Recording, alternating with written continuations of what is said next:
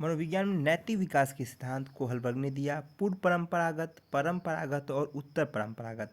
पहले को 4 से 10 वर्ष में पुरस्कार और दंड, दूसरे को 10 से 12 वर्ष में, जिसे कानून को जानना, अपनी बड़ाई करना और समाज की पहचान। और उत्तर परंपरागत को 12 से ऊपर माना गया, जो सामाजिकता को और समझौता को जान ले।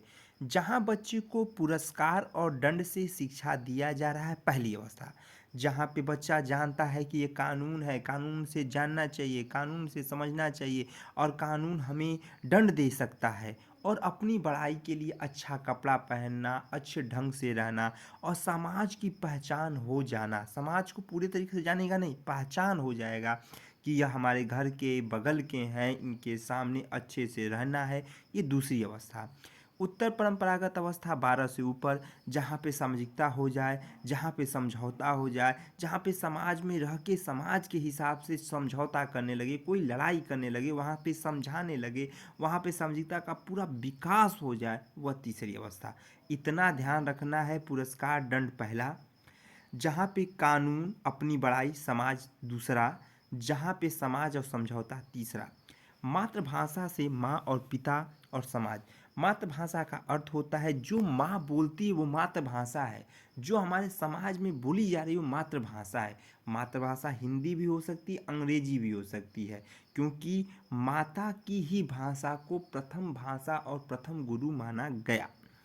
बुद्धि का बदलाव समाज के द्वारा होता है। आप देखेंगे आपका बदलाव जब भी होगा वो समाज के हिसाब से आपकी बुद्धि बदलती जाएगी। 46 गुणसूत्र होते हैं, 23 जोड़े होते हैं। यक्स एक्स मिलता है लड़की होती है, एक्स वाई मिलता है लड़का होता है, वाई गुणसूत्र हल्का होता है। जो सीटेड पूछता है वही है मेरे लाल। तो 46 गुणसूत्र, 23 जोड़े, एक्स एक्स लड़की, एक्स वाई लड़का, वाई गुणसूत्र हल्का। IQ बराबर मानसिक आयु अपन वास्तविक आयु इंटू 100 होता है। माँ आती है परिवार को लाती है, परिवार आता है पड़ोस आता है, पड़ोस आता है विद्यालय आता है, विद्यालय आता है खेल का मैदान आता है, तब समाज आता है। इसका अर्थ लड़का पैदा हुआ, माँ को पहचाना, माँ ने किसको बताया, परिवार को बताया, परिवार ने किसको बताया, पड़ोस को बताया, पड़ोस में जाने के बाद विद्यालय गया, और विद्यालय में गया तो खेला, खेल के से भी समाज को जाना और उस प्रसार से समाज का विकास हुआ। पहला क्वेश्चन ये पूछेगा कि बच्चे का पहला गुरु कौन है, माँ। किस भाषा में, मातृभाषा में। मातृभाषा कैसी भाषा दिया, पारिवारिक भाषा दिया। परिवार कैसा दिया, पड़ोसी दिया। पड़ोस में गया तो विद्यालय में गया, वहाँ पे अनेक जाति के लोग आए, अनेक धर्म के लोग आए, वहाँ पे सीखा। कुछ खेल के मैदान में गया तब कुछ सीखा और वहाँ पे वो समाज का विकास कर लिया।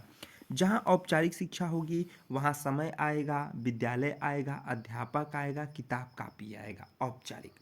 अनौपचारिक ना विद्यालय आएगा, ना अध्यापक आएगा, ना पुस्तक आएगा, कुछ नहीं आएगा, अनौपचारिक। 2005 ने बाल केंद्रित शिक्षा दिया, त्रिभुजाकार शिक्षा दिया, बिना दबाव की शिक्षा दिया और पूर्व ज्ञान को नए ज्ञान से जोड़ने की शिक्षा दिया और समाज से जोड़ने की शिक्षा दिया, संज्ञान और समाज से जोड़ने की शिक्षा दिया। बाल केंद्रित शिक्षा बालक को केंद्र मानकर, त्रिभुजाकार शिक्षा में 3 लोग, बालक, अध्यापक और क्या हो जाएगा, विद्यालय। बिना दबाव, बिना दबाव का अर्थ हुआ बिना दबाव के, बिना रुकावट के शिक्षा देना। पूर्व ज्ञान का नए ज्ञान से, पहले कक्षा 1 होना फिर कक्षा 2 होना। संज्ञान से जोड़ना या समाज से जोड़ने का अर्थ हुआ कि तुम्हारे संज्ञान में समझ में आया कि नहीं आया, उसको उससे जोड़ के ही शिक्षा देना। 6 से 14 वर्ष की शिक्षा को फ्री ऑफ कास्ट शिक्षा किया गया, जिससे सभी बालक विद्यालय में जाएं और शिक्षा को ग्रहण करें। आत्मबल होना, बिना दबाव की शिक्षा देना और समाज के हिसाब से शिक्षा का प्रदान करना। आत्मबल का अर्थ हुआ जब तक बालक अपने पर निर्भर नहीं होगा तब तक वह दबाव को ख़त्म नहीं कर पाएगा, और दबाव को ख़त्म नहीं कर पाएगा तो समाज में भी रह नहीं पाएगा। पहले पूर्व ज्ञान को मध्य ज्ञान से जोड़ना और मध्य ज्ञान को उच्च ज्ञान से जोड़ना।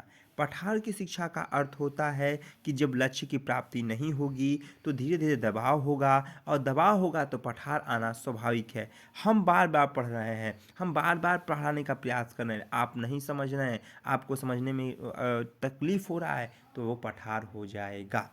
तो ये रहा, दोनों वीडियो को देखें, पूरा देखें, लाइक करें, शेयर करें, कमेंट बॉक्स में ज़रूर बताएं कैसा लगा। हर हर महादेव, जय हिंद, जय भारत, ओम नमः शिवाय।